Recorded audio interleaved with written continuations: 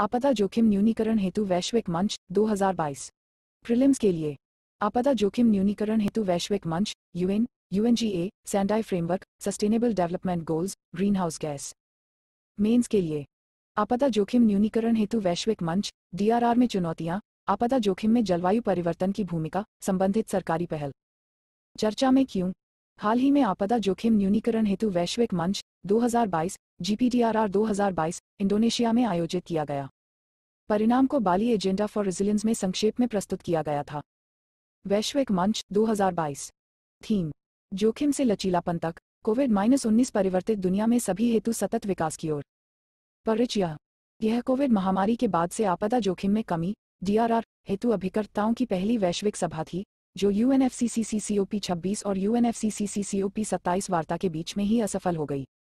यह एक द्विवार्षिक बहुहितधारक मंच है, जो आपदा जोखिम न्यूनीकरण 2015-2030 के लिए सेंडाई फ्रेमवर्क की निगरानी और कार्यान्वयन प्रक्रिया का महत्वपूर्ण घटक है।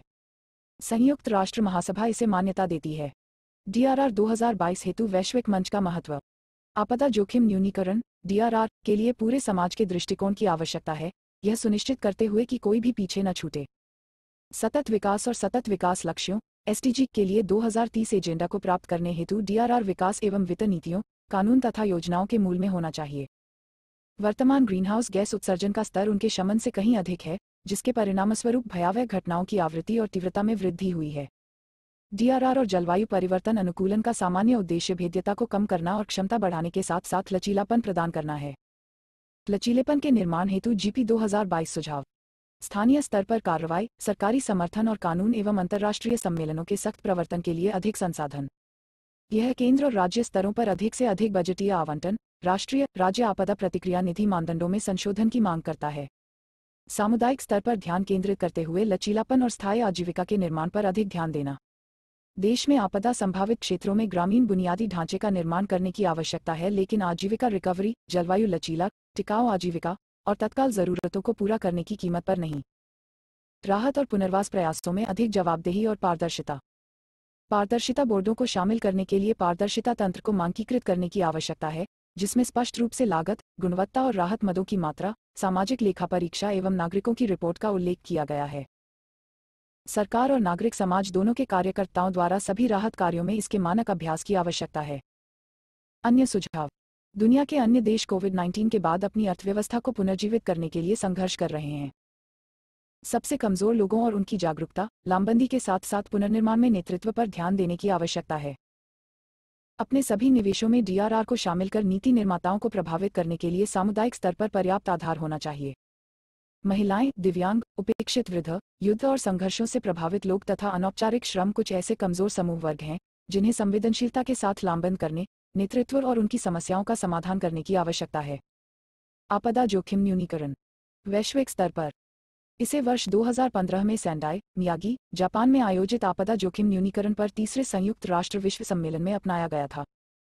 Sendai framework Hyogo framework for action HFA का एक उत्तराधिकारी उपाय है। वर्तमान ढांचा प्राकृतिक या मानव निर्मित खतरों के साथ साथ संबंधित पर्यावरणीय, तकनीकी और जैविक खतरों तथा जोखिमों के कारण छोटे एवं बड़े पैमाने पर व अचानक और धीमी गति से शुरू होने वाली आपदाओं के जोखिम पर लागू होता है। इसका उद्देश्य प्रत्येक स्तर पर साथ ही साथ सभी क्षेत्रों के विकास में आपदा जोखिम के प्रबंधन का मार्गदर्शन करना है। जलवायु जोखिम और पूर्व चेतावनी प्रणाली क्रूज। विशेष जलवायु जोखिम और पूर्व चेतावनी प्रणाली क्रूज विश्व मौसम विज्ञान संगठन के तहत एक पहल है, जो अल्प विकसित देशों एलटीसीएस तथा छोटे द्वीपीय विकासशील राज्यों सिड्स में मौसम की चेतावनी, जोखिम की जानकारी तक पहुंच के माध्यम से जीवन, संपत्ति एवं आजीविका की रक्षा करती है। जलवायु सूचना और पूर्व चेतावनी प्रणाली पर ग्रीन क्लाइमेट फंड की क्षेत्रीय मार्गदर्शिका। यह प्रासंगिक क्षेत्र में देश की जरूरतों और साक्ष्य आधारित अनुभवों का अवलोकन प्रदान करता है। इसका उद्देश्य उच्च प्रभाव के अवसरों की पहचान करना, प्रत्येक क्षेत्र में निवेश में बदलाव करना, जीसीएफ के लिए प्रस्ताव विकास का मार्गदर्शन करना, इसकी पहली पुनःपूर्ति अवधि 2020-2023 के दौरान अपने निवेश मानदंड के अनुकूल करना है। भारत की पहल coalition for disaster resilient infrastructure society CDRIS।